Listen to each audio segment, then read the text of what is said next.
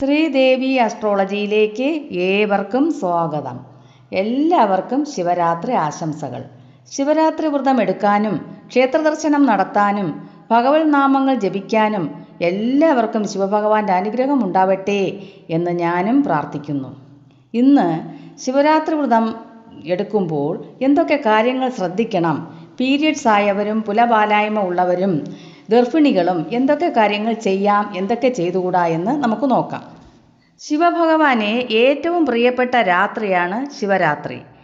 ഈ ശിവരാത്രി ദിവസം 12 കാര്യങ്ങൾ നമ്മൾ പ്രധാനമായും ശ്രദ്ധിക്കണം.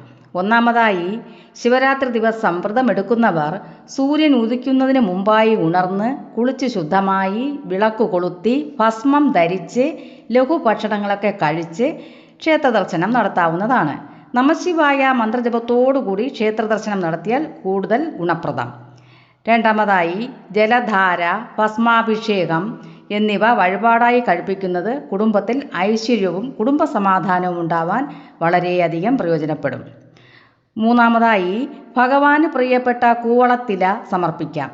കൂവളമാലയും സമർപ്പിക്കുന്നത് ഉത്തമമാണ്. കുടുംബത്തിലുള്ള എല്ലാ പ്രശ്നങ്ങളും മാറുകയും കുടുംബത്തിൽ അഭിവൃദ്ധി ഉണ്ടാവുകയും ചെയ്യും. കുടുംബത്തിലുള്ള എല്ലാവരുടെയും പേരും നാളും പറഞ്ഞ് കൂവളത്തില കൊണ്ട് അർച്ചന കഴിപ്പിക്കുന്നതും വളരെ ഉത്തമമാണ്. അടുത്തതായി, ശിവരാത്രി ദിവസം പിൻവിളക്ക് വഴിപാടായി കഴിപ്പിച്ചാൽ കുടുംബത്തിൽ മംഗളകാര്യങ്ങൾ നടക്കും. വിവാഹപ്രായമായവർ ശിവരാത്രി വ്രതമെടുത്താൽ ഉത്തമ വിവാഹം നടക്കും. ഇവർ ജലധാരയും കഴിപ്പിക്കണം. മരണവീട്ടിലോ രോഗമന്വേഷിച്ചോ ശിവരാത്രി ദിവസം പോകാതിരിക്കുക. ആരോടും കോപിക്കുകയോ ചീത്തവാക്കുകൾ പറയുകയോ കലഹിക്കുകയോ ചെയ്യരുത്. ശിവരാത്രി വ്രതമെടുക്കുന്നവർ സിനിമ കാണുകയോ അടുത്തവരെക്കുറിച്ച് മോശമായി സംസാരിക്കുകയോ നെഗറ്റീവായി ചിന്തിക്കുകയോ ചെയ്യരുത്. ശിവകോപം ഉണ്ടാകും. ശിവനാമം മാത്രം ജപിക്കുക. ശിവഭഗവാനെ മനസ്സിൽ പ്രതിഷ്ഠിച്ച് ഈശ്വര ചിന്തയിൽ അന്ന് കഴിച്ചുകൂട്ടണം. അതാണ് ഏറ്റവും ഉത്തമ വ്രതം.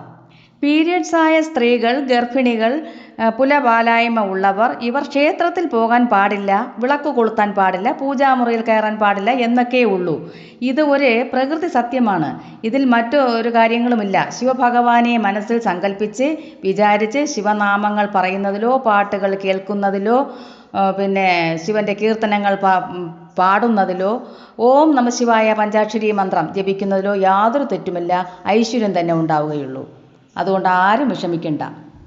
ഏത് അശുദ്ധി സമയത്തും കൃഷ്ണനാമം ജപിക്കാം. ഓം നമോ ഭഗവതേ വാസുദേവായ, ഹരേ രാമ ഈ നാമങ്ങളൊക്കെ മരണവീടുകളിൽ ജപിക്കുന്നുണ്ട്.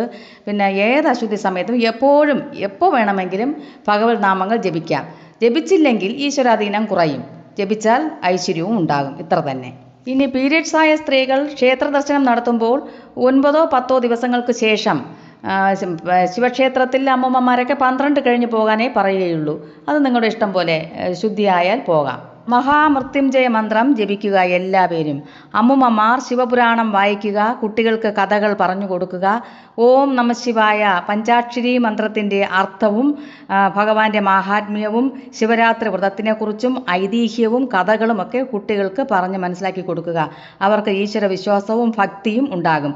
അപ്പോൾ നെഗറ്റീവ് ചിന്തയിലോട്ടൊന്നും അവർ കടക്കില്ല. അവർക്ക് ബുദ്ധിയും ശക്തിയും ഒക്കെ വർദ്ധിക്കും, ഈശ്വരാധീനം വർദ്ധിക്കും, നല്ല കുട്ടികളായി വളർന്നു വരും, പഠിത്തത്തിൽ ശ്രദ്ധ ഉണ്ടാകും. അതുകൊണ്ട് അവർക്ക് ഭഗവത് ചിന്തകളെക്കുറിച്ചൊക്കെ പറഞ്ഞ് മനസ്സിലാക്കി കൊടുക്കുന്നത് വളരെ ഉത്തമമാണ്. ക്ഷേത്രത്തിലും കൊണ്ടുപോകണം കുട്ടികളെ. വയസ്സായവർ, ക്ഷേത്രത്തിൽ പോകാൻ സാധിക്കാത്തവർ, രോഗാവസ്ഥയിലുള്ളവർ ഇവരൊക്കെ വീട്ടിലിരുന്ന് ഭഗവാനെ മാത്രം ചിന്തിച്ച് അറിയാവുന്ന നാമങ്ങളൊക്കെ ജപിച്ച് സന്തോഷമായിരിക്കൂ. രോഗം മാറും. ശിവരാത്രി പുണ്യം ലഭിക്കുകയും ശിവഭഗവാന്റെ അനുഗ്രഹത്താൽ ധന്യരാവുകയും ചെയ്യും.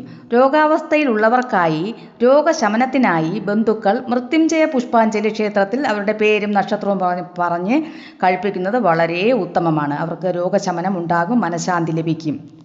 ഉറക്കമൊഴിയുന്നവർ, ആരോഗ്യ പ്രശ്നങ്ങൾ ഉള്ളവർ, വയസ്സായവർ ഇവരൊക്കെ 12 മണിക്ക് ശേഷം ഒന്ന് ഉറങ്ങിപ്പോയി എന്ന് പറഞ്ഞ് യാതൊരു പ്രശ്നവുമില്ല. ഒരു ഈശ്വരാധീനവും കുറയാൻ പോകുന്നില്ല.